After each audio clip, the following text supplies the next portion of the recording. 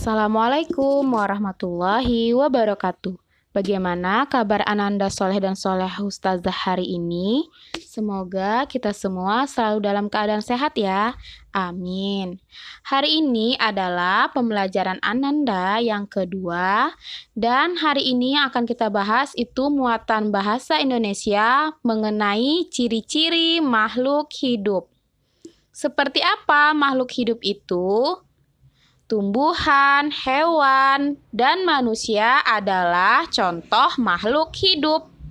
Lalu, apakah buku, pensil, kursi, lemari itu makhluk hidup? Buku, pensil, kursi, dan lemari adalah contoh benda tak hidup atau benda mati. Makhluk hidup memiliki ciri-ciri yang berbeda dengan benda tak hidup. Jadi, apa saja ciri-ciri makhluk hidup?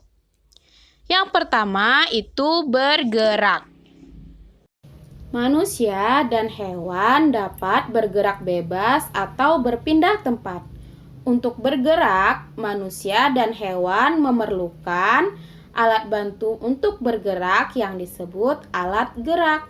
Alat gerak yang digunakan manusia dan hewan berupa kaki yang digunakan untuk berlari, sirip untuk berenang, dan sayap untuk terbang. Untuk ciri makhluk hidup yang kedua yaitu makan dan minum. Makanan merupakan kebutuhan umum bagi makhluk hidup. Tanpa makanan, makhluk hidup tidak dapat melangsungkan kehidupannya. Ini karena makanan merupakan sumber energi bagi makhluk hidup.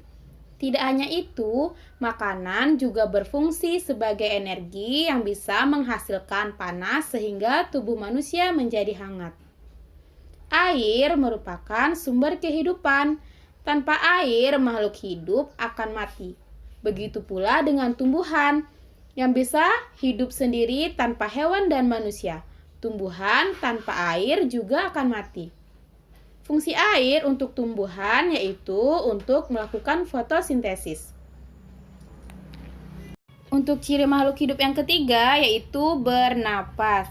Bernapas merupakan proses mengambil oksigen dari lingkungan dan mengeluarkan gas karbon dioksida dari tubuh.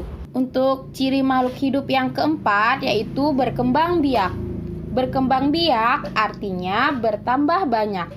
Makhluk hidup berkembang biak untuk mempertahankan jenisnya agar tidak punah. Pada manusia, kucing, sapi berkembang biak dengan cara melahirkan.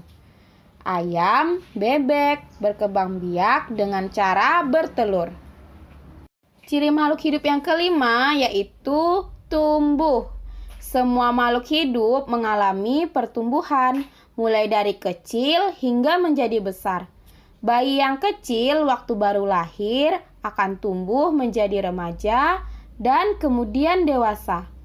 Anak hewan yang semula kecil, lambat laun tumbuh menjadi besar seperti induknya.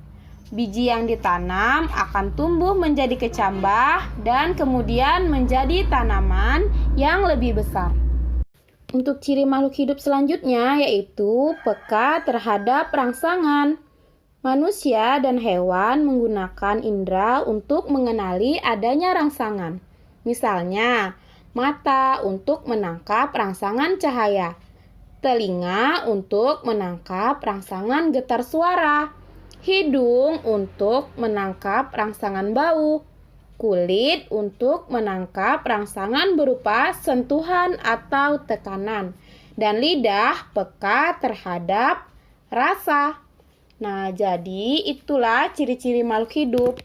Jadi, Soleh-Soleha dan Ustazah hari ini, pembelajaran kita hari ini cukup sampai di sini ya. Ustazah akhiri. Wassalamualaikum warahmatullahi wabarakatuh.